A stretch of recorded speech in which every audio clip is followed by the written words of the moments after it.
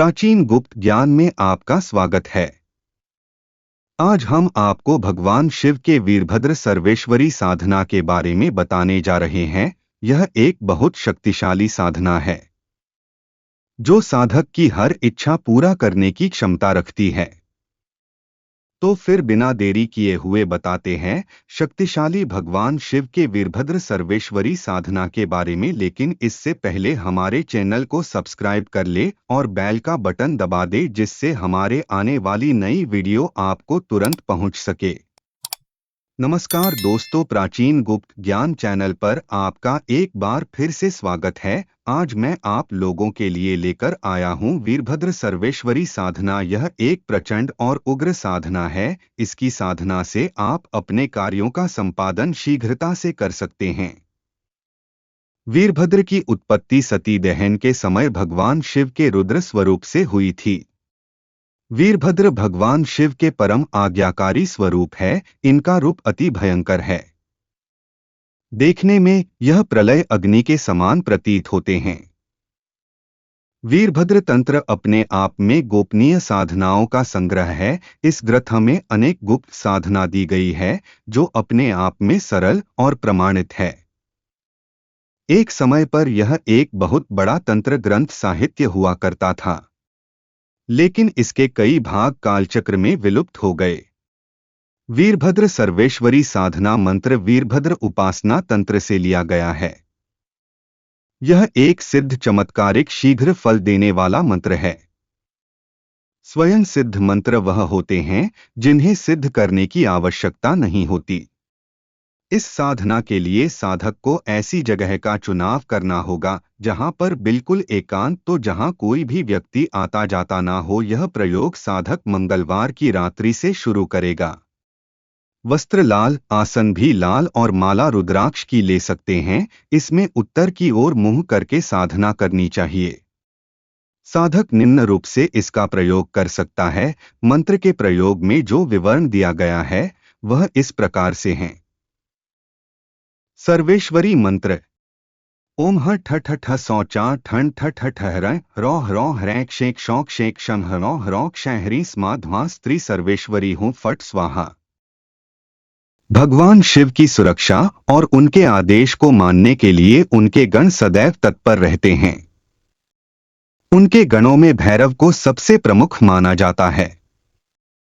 उसके बाद नंदी का नंबर आता और फिर वीरभद्र। जहां भी शिव मंदिर स्थापित होता है वहां रक्षक कोतवाल के रूप में भैरव जी की प्रतिमा भी स्थापित की जाती है। भैरव दो हैं, काल भैरव और बटुक भैरव। शिव के प्रमुख गण थे भैरव, वीरभद्र, मणिभद्र, चंदिस, नंदी, श्रृंगी, भृगरिटी, शैल, गोकर्ण, घंटाकर्ण, जय और विजय। इसके अलावा पिशाच, दैत्य और नागनागिन पशुओं को भी शिव का गण माना जाता है। ये सभी गण धरती और ब्रह्मांड में विचरण करते रहते हैं और प्रत्येक मनुष्य, आत्मा आदि की खैरखबर रखते हैं। वीरभद्र उत्पत्ति कथा। शिवजी के ससुर दक्ष प्रजापति ने एक विशाल यज्ञ का आयोजन किया जिसमें सभी ऋषि, मुनि, देवी और देवताओं को बुलाया था। इस यज्ञ में दक्ष ने शिव और सती को नहीं बुलाया था। माता सती अपने पति महादेव की इच्छा के विरुद्ध अपने पिता दक्ष प्रजापति के द्वारा आयोजित इस यज्ञ में गई थीं। पिता का यज्ञ समझकर सती बिना बुलाए ही पहुंच गई, किंतु जब उसने वहां जाकर देखा कि न तो उनके पति का भाग यज्ञ के लिए ही निकाला गया है और न उनका सत्कार किया गया, बल्कि पिता ने उनकी ओर देखा तक नहीं। अपने और अपने पति का घोर अपमान देखकर सती ने यज्ञ के भीतर ही कूदकर आत्मदाह कर दिया। यह देखकर वहां हाहाकार मच गया। भगवान शंकर को जब यह समाचार मिला तो वे क्रोधित हो गए। उन्होंने दक्ष, उसकी सेना और वहां उपस्थित उनके सभी सलाहकारों को दंड देने के लिए अपनी जटा से वीरभद्र नामक एक गण उत्पन्न किया। उत्पन्न होते ही वीरभद्र शिव की आज्ञा से तेजी से यज्ञ स्थल पहुंचा और उसने वहां की भूमि को रक्त से लाल कर दिया और बाद में दक्ष को पकड़कर उसका सिर धड़ से अलग कर दिया। इस घटना का वर्णन स्कंद, शिव और देवी पुराण के बाद देव संहिता में मिलता है। बाद में ब्रह्मा जी और विष्णु जी फिर कैलाश पर्वत पर गए और उन्होंने महादेव से विनय कर अपने क्रोध को शांत करने को कहा और राजा दक्ष को जीवन देकर यज्ञ को संपन्न करने का निवेदन किया। बहुत प्रार्थना करने के बाद भगवान शिव ने उनकी बात मान ली और दक्ष के धड़ से बकरे का सिर जोड़कर उसे जीवन दान दिया, जिसके बाद यह यज्ञ पूरा हुआ। वीरभद्र मंदिर। भगवान शिव के गण वीरभद्र की दक्षिण भारत में शिवजी की तरह ही पूजा अर्चना होती है।